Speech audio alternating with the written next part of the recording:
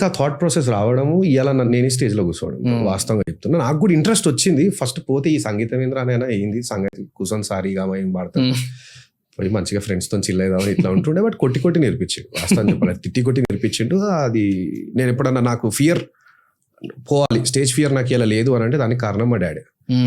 ఎందుకంటే మన దావత్లు అయినాయి అనుకో, ఆయనకి ఇంట్రెస్ట్ ఉంది కదా, మా వాడు పాటలు పాడుతున్నా, ఆయనకు చాలా డిఫరెంట్ అంబియన్స్ ఇది పాటలు పాడడం అనేది. ఇంట్లో ఎదురులో ఇంట్లో సత్యనారాయణ కథ అయితే బొగానా తెప్పిస్తుండే, వండుకునే బొగానా రివర్స్ చేపించి దాని మీద కొట్టించి పాడిపిస్తుండే. నాకేమో సిగ్గు చుట్టాలందరూ చూస్తున్నారు నాయన మా ఏం చేపిస్తున్నారు.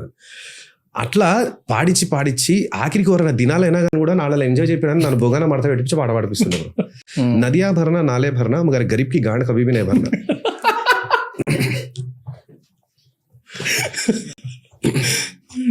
సో వాడొచ్చుగా బూతులు. సో నదులు నిండొచ్చు, నాళాలు నిండొచ్చు, కానీ గరీబోని గుద్ది